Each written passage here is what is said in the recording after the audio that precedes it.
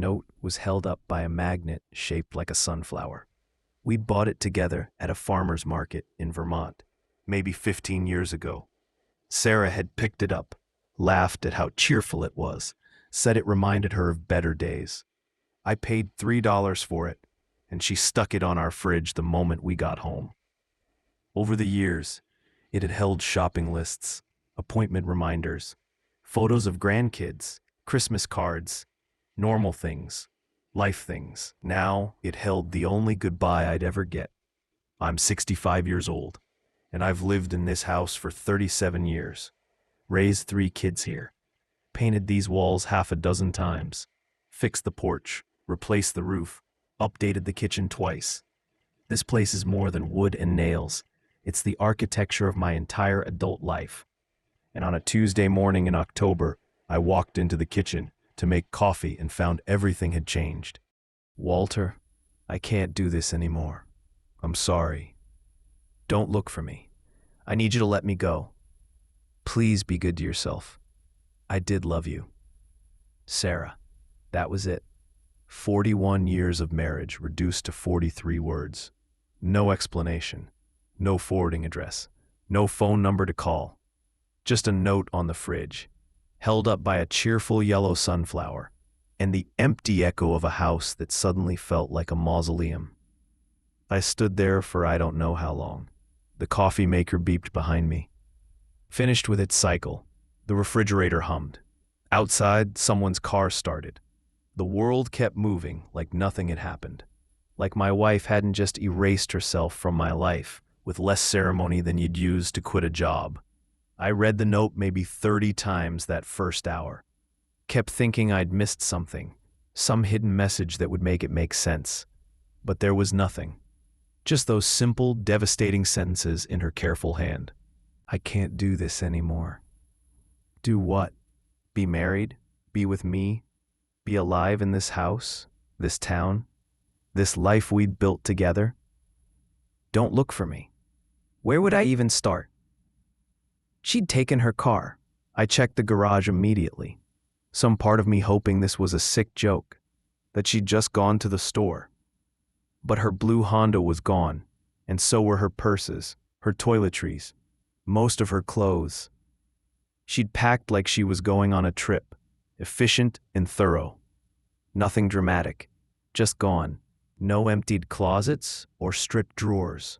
Just the essentials removed, like she was trying not to leave too obvious a wound. I need you to let me go. How do you let go of 41 years? How do you just accept that the person who's been beside you for most of your life has decided they'd rather be anywhere else? Please be good to yourself. That line killed me, still kills me. The kindness of it, the concern. Even while abandoning me, she was worried about my well-being. That was Sarah.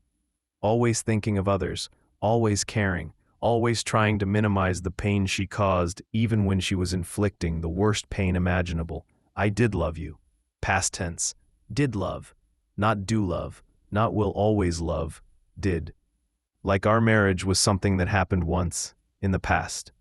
A closed chapter in a book she'd finished reading. I called her cell phone. It went straight to voicemail. I called again. Same thing. I texted, Sarah, please, just talk to me. Whatever's wrong, we can fix it. The message showed delivered, but never read. I called our daughter Rachel. She's the oldest, 38, lives 2 towns over with her husband and our 2 granddaughters. She answered on the 3rd ring, her voice already concerned. I never call before 9 in the morning. Dad? What's wrong? Is your mother there? What? No, why would she be here? She's gone, Rachel. She left. Apparently, she'd called him immediately, which is what the kids do. Form a unified front, share information, protect each other from surprises. He's 35, lives in the city, works in finance. Usually we talk maybe once a week. Dad, Rachel said Mom's gone? That's right. Did you guys have a fight? No fight. I woke up, she was gone. Just a note. What did the note say? I read it to him, every word. It hurt more the second time, like the reality was solidifying, becoming more real with each repetition. Jesus, he breathed. That's, Dad, I don't know what to say. Have you heard from her? No, not in a week maybe. We texted about Thanksgiving plans. She was planning Thanksgiving with you? Yeah. She asked if we were coming there or if you guys were coming here. We hadn't decided yet. So a week ago she was planning holidays with our son, acting like everything was normal. And now she was gone. How long had she been planning this? How many normal conversations had been lies, performances, ways to keep me from suspecting? Emily, our youngest at 32, called 20 minutes later.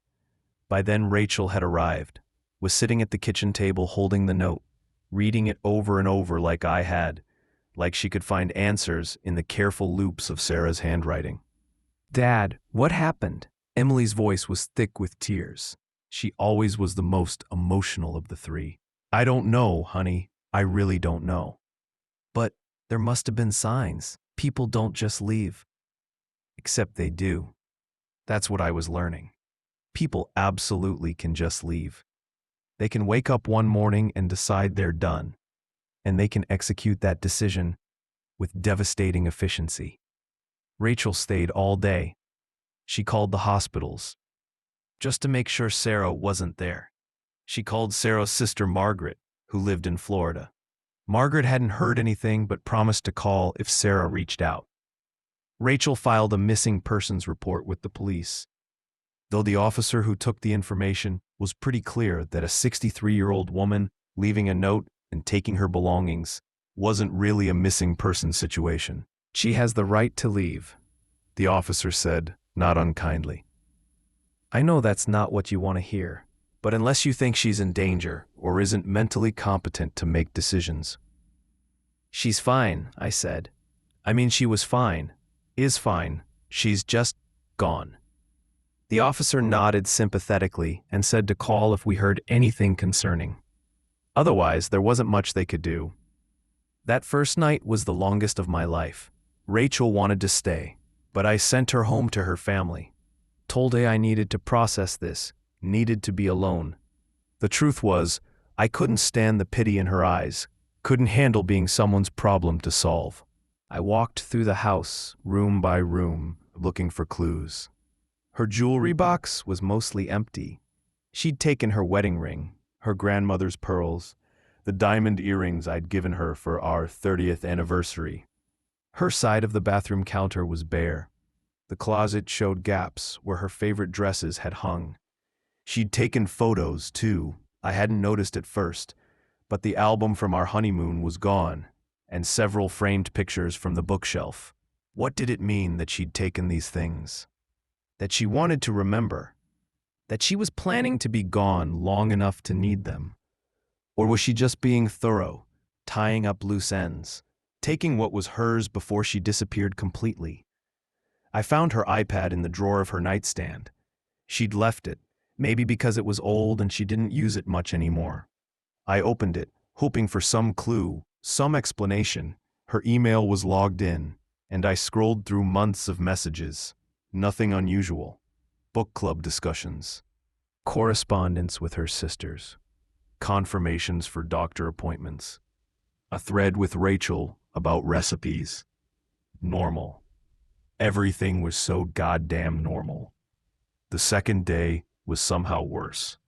I woke up and for about 5 seconds forgot, my hand reaching across the bed to her side before memory crashed back in. The emptiness of those 5 seconds of not knowing, followed by the crushing weight of remembering. It set the tone for the entire day. I didn't eat. Couldn't. The thought of food made me nauseated. I called her phone every few hours. Same result every time. Straight to voicemail. The sound of her voice on the recording. Hi, you've reached Sarah. Please leave a message and I'll get back to you. Became a torture I couldn't stop inflicting on myself. Michael drove up that evening, brought pizza that I didn't eat and beer that I did. We sat in the living room, the television on, but neither of us watching it. There's got to be a reason, he said. People don't just leave like this. Apparently they do. No, I mean, was she depressed? Was something going on with her health? Did she seem different lately? I thought about it. Really thought about it. Had Sarah seemed different? The truth was, I didn't know. We'd been married so long that I'd stopped really looking at her, stopped checking in beyond the surface level. She'd seemed fine, but what does fine even mean? I don't know. I admitted. I thought things were good. We never fought. We had routines. We were planning to go to Arizona to visit your aunt next month. We were talking about maybe getting a dog now that we're both retired. Both retired? Well, she's been retired for 2 years. I retired in June. Michael got quiet. I could see him thinking, connecting dots I hadn't even known were there to connect. What? I asked. Nothing. Did she want you to retire? What do you mean? We talked about it. We agreed it was time. Did she say she wanted you to retire? Or did she just not disagree when you said you were going to? I couldn't remember. The decision had seemed mutual. But now that Michael mentioned it, I couldn't actually recall Sarah expressing enthusiasm about it. She'd been supportive, but support isn't the same as desire, is it? You think she left because I retired? I don't know, Dad. I'm just trying to figure this out. You've been working 60 hours a week for as long as I can remember. And then suddenly you're home all the time. That's a big adjustment. Was it? Was that it? Had my presence in the house, my newfound availability, been too much for her? Had she gotten used to life without me there, built a routine that didn't include me, and my retirement had disrupted everything? The thought was humiliating, that I'd become an unwelcome presence in my own home, that my wife had preferred my absence to my company. Rachel came by on the 3rd day with photocopies of the note. I want to analyze the handwriting, she explained. See if there's stress indicators or signs she was being coerced. Nobody coerced her, Rachel. You don't know that.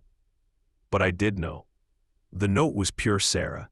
The careful writing, the consideration even in abandonment, the attempt to minimize hurt while inflicting maximum damage. Nobody had forced her to write it. She'd chosen every word. Emily called that same day, sobbing. Mom texted me, she said. My heart lurched. What did she say? Just that she's okay, and she loves me, and she's sorry. I asked where she was, and she said she couldn't tell me. I asked why she left, and she said it wasn't about us, it was about her. What does that even mean, Dad? I don't know, honey. Did you do something? The question hung there between us, heavy with accusation. Did you do something? Did you drive her away? Is this your fault? I don't think so, I said. If I did, I don't know what it was. Emily softened. I'm sorry. I didn't mean. I just don't understand. None of us understood. That was the worst part. Sarah had left, and we were all scrambling for explanations, for reasons, for something to make sense of the senselessness. I started going through our finances on day 4. Morbid curiosity, maybe, or the need to do something, anything, that felt productive. Sarah had always handled the money. She was better at it, more organized. I just worked and deposited my paychecks and trusted she'd manage the rest.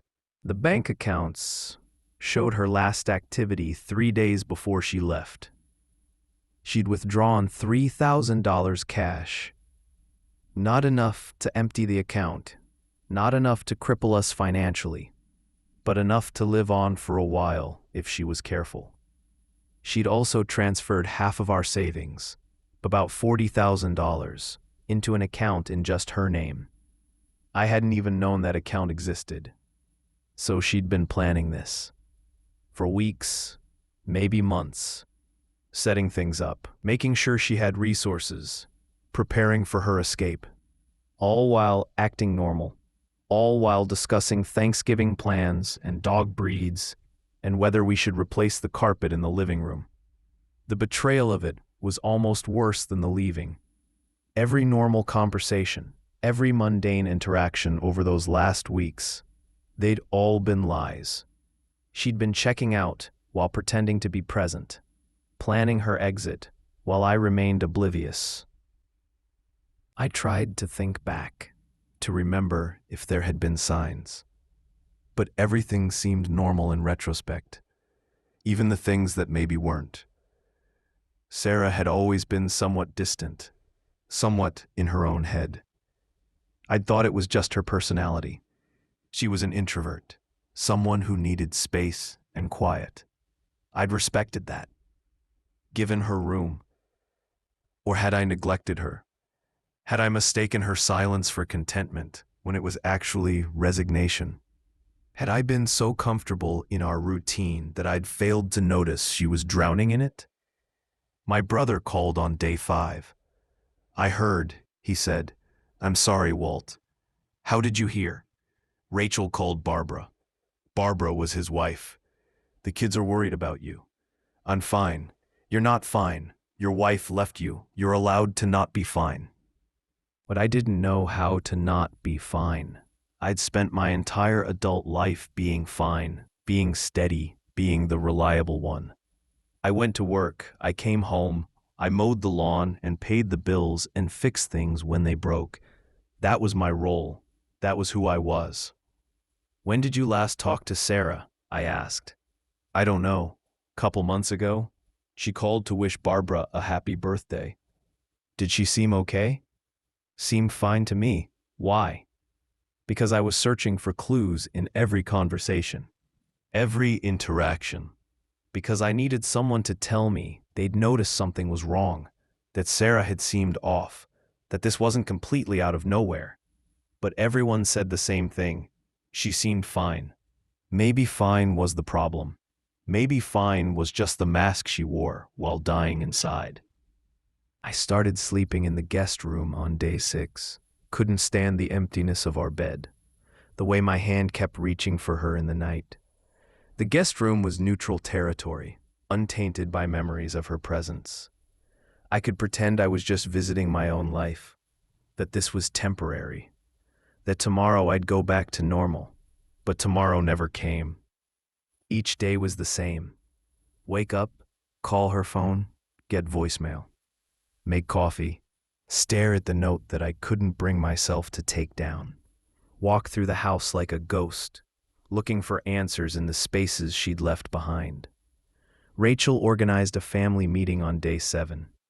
Everyone came. Michael, Emily, Rachel and her husband Tom. Even Michael's girlfriend Jessica, whom I'd only met twice. They sat in my living room and looked at me with careful, concerned faces, while Rachel led the discussion, like a corporate presentation. We need to consider the possibilities, she said. Mental health crisis, medical issue, affair, substance abuse, witness protection. Witness protection? Michael raised an eyebrow. I'm being thorough. We need to think through everything. But I knew it wasn't any of those things. Sarah wasn't having a breakdown or an affair or hiding from criminals. She was just done. That was the simplest, most devastating explanation. She'd reached a point where being married to me, being in this life, was unbearable, and she'd chosen to leave rather than continue suffering. What are you going to do, Dad? Emily asked. I don't know. Are you going to try to find her? She asked me not to. So you're just going to what? Accept it? I looked at my youngest daughter, her eyes red from crying, her face so much like Sarah's, it hurt to look at directly. What choice do I have? The truth nobody wanted to hear was that I had no choices. Sarah had made hers, and I had to live with the consequences. I could hire a private investigator. I could call every hotel in the state. I could track her credit card purchases and phone records. But to what end? To drag her back to a life she'd literally fled? To force a conversation she clearly didn't want to have? She'd asked me to let her go. And maybe the only decent thing I could do, after 41 years of apparently failing her, was to honor that request. The kids left eventually, reluctant and worried. Rachel made me promise to call if I needed anything. Michael stocked my refrigerator with groceries I wouldn't eat. Emily hugged me for a long time, crying into my shoulder. and I held her and pretended to be strong because that's what fathers do. After they left, I sat in the empty house and finally let myself cry. Not the quiet, dignified tears of grief, but ugly, gasping sobs that shook my whole body. I cried for Sarah, for whatever pain had driven her to this. I cried for the life we'd built that apparently meant nothing. I cried for myself, for the loneliness that stretched out before me like an endless desert. I cried for the man I'd been this time last week, who thought he had a wife and a marriage and a future. That man was gone, as surely as Sarah was. In his place was this hollow shell, this person I didn't recognize, wandering through a house that no longer felt like home. On day 10, Sarah's sister Margaret called. She contacted me, she said without preamble. My heart stopped. Is she okay? She's fine. She's safe. She asked me to tell you that, to tell you not to worry. Where is she? I can't tell you that. Margaret, please. Walter, she made me promise. I'm sorry. She wanted you to know she's okay. Can you at least tell me why? Did she tell you why she left? Silence. Then, she said she was tired. That she'd been tired for a very long time, and she couldn't do it anymore. Tired of what? Our marriage? Me? I think tired of everything. Tired of the person she'd become, the life she was living. She said she felt like she was disappearing, like she was fading away, and she needed to find herself again before there was nothing left. After Margaret hung up, I sat with those words for a long time. Tired, disappearing, fading away. How long had Sarah felt like that? How had I not noticed? But I knew the answer. I hadn't noticed because I hadn't been looking. I'd been coasting on autopilot, assuming everything was fine because nothing was obviously wrong. We had our routines, our comfortable silences, our parallel lives that occasionally intersected over dinner or grocery shopping or visits with the kids. I'd thought that was enough. I'd thought that was marriage after 40 years. Comfortable, easy, undemanding. I hadn't realized Sarah was suffocating under the weight of that comfort, drowning in the easy routine of it all.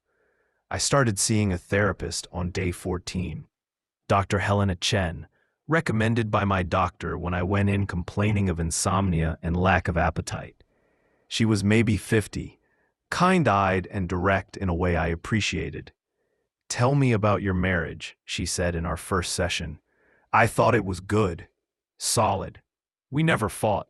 We raised 3 kids. We had a nice house, enough money. We took vacations. We were planning to get a dog. What did you and Sarah do for fun? I opened my mouth to answer and realized I couldn't. What did we do for fun? We used to go to movies early in our marriage. We used to take walks, hold hands, talk about our days. But when had we stopped? I couldn't pinpoint a moment. It had been gradual, so gradual I hadn't noticed we were drifting apart until the distance between us was uncrossable. We watched TV together, I said finally. We did the crossword puzzle on Sundays. What did Sarah like to do? Her hobbies? Her interests? Again, I struggled. Sarah read. I knew that. She was in a book club. She volunteered at the library once a week. She did yoga on Tuesday and Thursday mornings. But beyond those basic facts, what did I really know about her inner life, her thoughts, her dreams, her desires? I don't know, I admitted. I thought I knew her, but I'm realizing I didn't know her at all. Dr. Chen nodded like she'd expected that answer. Marriage is interesting. We live with someone for years, decades, and we think proximity equals knowledge. But it's possible to be physically close to someone while being emotionally distant. It sounds like maybe you and Sarah were roommates more than partners. The word stung because it was true. We'd been roommates, polite, considerate roommates, who shared space and responsibilities and occasional conversations, but who had stopped really seeing each other years ago. How do I fix this? I asked. Can you fix it? Sarah left, Walter. She's made her choice. So I just accept it. Give up? I'm not saying give up. I'm saying accept reality. Your marriage as it was is over. Sarah's communicated that clearly. The question is, what do you want to do with that information? What did I want to do? I wanted to turn back time. I wanted to pay attention to the woman I'd married instead of taking her for granted. I wanted to notice when she started fading, when the light went out of her eyes, when she stopped being present even while being physically there. But I couldn't do any of that. Time only moves forward. The question was whether I'd learn anything from this, or whether I'd just be another old man who lost his wife and never understood why. On day 20, I got a letter. Postmarked from Colorado. No return address. Inside was a single page in Sarah's handwriting. Walter, I know you must be confused and hurt. I know this seems cruel, and maybe it is. But I need you to understand, it wasn't about you, not really. It was about me, and the person I'd become, and the life I was living. I was 50 years old when I realized I didn't recognize myself anymore. 60 when I understood I was never going to, not if things stayed the same. I'd become someone's wife, someone's mother, someone's volunteer coordinator, someone's friend. But who was I? When I looked in the mirror, I saw a stranger wearing my face. You're a good man, Walter. You provided for our family. You were faithful. You never hurt me. By any objective measure, you were a good husband. But good isn't the same as right, and right isn't the same as fulfilling. We fell into patterns so slowly that neither of us noticed. You worked, I managed the home. You had your routines, I had mine. We stopped talking about real things years ago. When did we stop laughing together? I'm not blaming you. This is as much my fault as yours. Maybe more. Because I saw it happening and never said anything.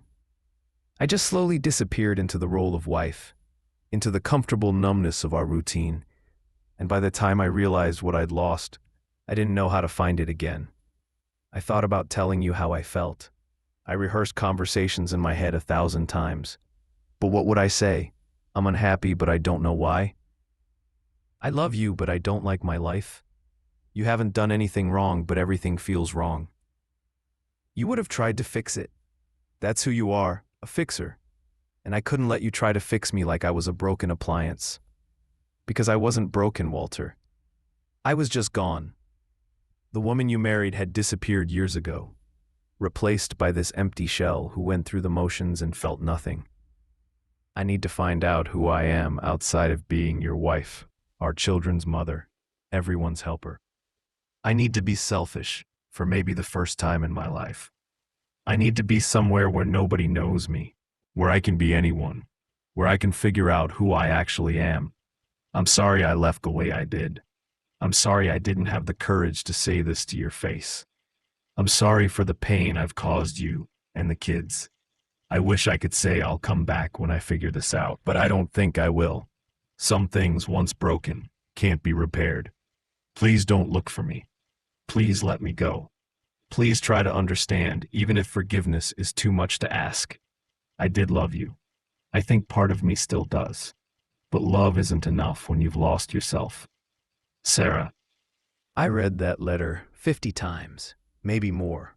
I dissected every sentence, searched for hidden meanings, looked for the moment I could have intervened. But the truth was right there in her careful handwriting. This had been coming for years, maybe decades, and I'd been too blind, too comfortable, too content with our easy routine to notice my wife was dying inside. Dr. Chen and I talked about the letter in our next session. What are you feeling? She asked. Angry, sad, confused, all of it. Angry at whom? At her for leaving, at myself for not noticing, at both of us for letting it get this bad. That's valid. All of those feelings are valid. She said I was a good man, a good husband. But if I was so good, why did she leave? Dr. Chen leaned forward. Good is complicated, Walter. You can be good in the ways society defines good. provider, faithful, present, and still fail at the deeper work of intimacy. It sounds like you and Sarah had a functional marriage, but not a connected one. I thought functional was enough. Maybe it was for a while, but people need more than function. They need to be seen, known, engaged with. They need to feel like their inner life matters to their partner. I thought about that. When was the last time I'd asked Sarah a meaningful question? When had I last been curious about her thoughts, her feelings, her dreams? I couldn't remember. Somewhere along the way, I'd stopped treating her like a person with her own inner world and started treating her like a fixture in mine. Reliable, consistent, undemanding. No wonder she'd left. The months that followed were strange. I went through the motions of life, ate meals, showered, paid bills, but nothing felt real. The kids called regularly, worried. Rachel wanted me to move closer to her. Michael suggested I take up a hobby. Emily just cried every time we talked, grieving the family unit that had shattered. I started taking walks, long ones, hours at a time, through neighborhoods I'd lived near for decades, but never explored. I'd been so focused on work, on routines, on the next thing on my to-do list, that I'd never just existed, never just moved through the world with no purpose except to see it. I thought about Sarah constantly, wondered where she was, what she was doing, if she was happy. I hoped she was happy. Despite everything, despite the pain of her absence, I hoped she'd found whatever she was looking for. Sometimes I'd imagine her in a small apartment somewhere, reading a book with her feet tucked under her, finally at peace. Other times I'd imagine her hiking in mountains, or sitting in coffee shops, or talking to new people who didn't know her as anyone's wife or mother. I hoped she was free. I hoped she was herself, whoever that was. 6 months after she left, I got another letter. This one postmarked from Oregon. Walter, I'm writing to tell you I want a divorce. I know that's hard to hear, but I need to close this chapter officially. I've contacted a lawyer. The paperwork will be coming. I've had time to think, to process, to figure some things out. I'm not coming back. This isn't a phase, or a crisis, or something I need to work through before returning to normal. This is my normal now. This is my life. I'm sorry. I know you hoped I'd come home, but I can't be that person anymore. I can't go back to being who I was, and it wouldn't be fair to either of us to pretend I might. I hope you can find peace with this. I hope you can forgive me, eventually. And I hope you can build a life that makes you happy, whatever that looks like. Sarah. The divorce was finalized 10 months after she left. I didn't contest it, didn't fight for anything. Let her have whatever she wanted. What was the point of fighting? She was gone, and no legal maneuvering was going to bring her back. I'm 65 years old now, and I live alone in a house that's too big for one person. The kids want me to sell it, move somewhere smaller, start fresh, but I can't seem to make myself do it. This house is all I have left of the life I thought I was building. Getting rid of it would be admitting it was all for nothing. The note is still on the fridge. I don't know why I keep it there. Maybe as a reminder. Maybe as punishment. Maybe just because moving it would require acknowledging it's permanent. And I'm not ready for that. I see Dr. Chen once a week. We talk about loneliness, about regret, about the difference between being alone and being lonely. We talk about how I spent 41 years physically with someone while being emotionally alone, and how that was its own kind of loneliness. What would you do differently? She asked me recently. Everything, nothing, I don't know. If you could go back, knowing what you know now, what would you change? I thought about it, really thought about it. I'd asked her questions, real questions. I'd be curious about who she was, not just comfortable with who I thought she was. I'd pay attention. I'd notice when she started fading. I'd fight for her, for us, before it was too late. What stopped you from doing those things? I thought I had time. I thought we had forever. I thought marriage was just being there, being steady, being reliable. I didn't know I needed to do more. And now I know that being there isn't enough if you're not actually present, that you can lose someone while they're sleeping next to you every night, that love requires attention, intention, active participation, that you can't coast on history and expect it to sustain you. Dr. Chen nodded. That's hard-won wisdom, Walter. A lot of good it does me now, but maybe that's not fair. Maybe there's value in understanding, even when it's too late to apply that understanding to the situation that taught it to you.